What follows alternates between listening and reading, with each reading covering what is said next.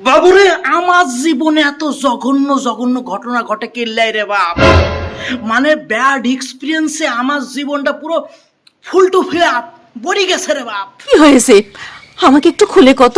ঘটনা হচ্ছে কি, একখানা মাইয়ে আছে অ্যাজ আ ফ্রেন্ড হিসেবে আমার ফেসবুক ফ্রেন্ড লিস্টে।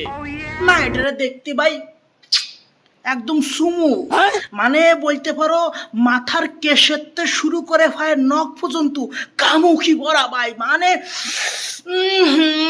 বলে বুঝাইতে পারতেছি না, বুঝে নাও তোমরা আমার এক্সপ্রেশন লইয়ে। মাইয়া একের মানুষ। যাই হোক, মায়েটার কাটিং টু ফিটিং দেখে আমি হাতার প্রতি পুরো ফিদা হয়ে গেছি। ভাল লাগছে বাবা, আমার ভাল লাগছে, ভাল লাগাটাই স্বাভাবিক, এটা পাপের কোনো ব্যাপার না। মায়েটাও যেরকম যুবতী, আমারও তেমন কিলিং টকবকে যৌবন, ঠিক আছে। আমি সিঙ্গেল পুলা, একটা মায়ের দেখে ভাল লাগবে, এটা কোনো পাপের কাজ না। আমারও বয়স হচ্ছে, বিয়ে করতে হইব, এই জন্য আমি মায়েটারে দেখে মোটামুটি অনেক রকম ফিলান মিলান করে ফেলছি, ঠিক আছে।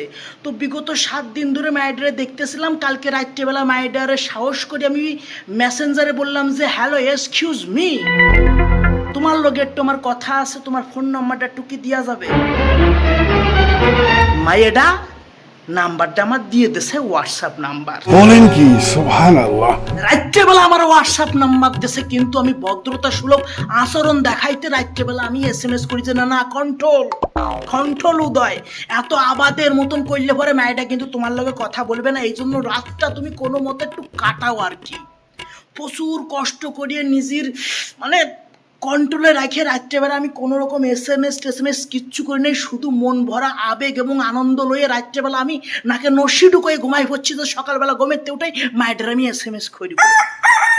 সকাল হইছে, ময়ূরের ক্যাসর ম্যাসর ডাক শুনে সকালবেলা আমার ঘুমটা ভাঙলো।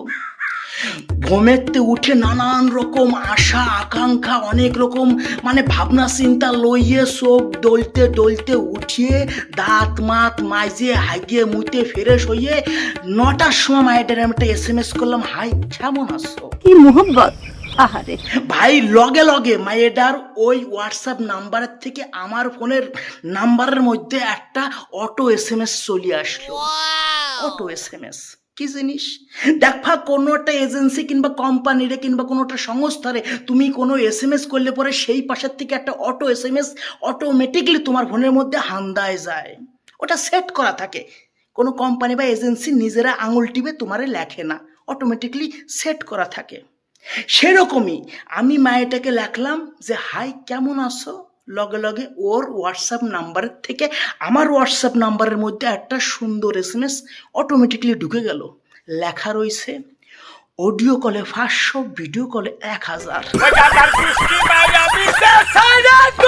আমি ভাই বুঝতেই পারতেছি না হাতে কিসের দাম লিখছে।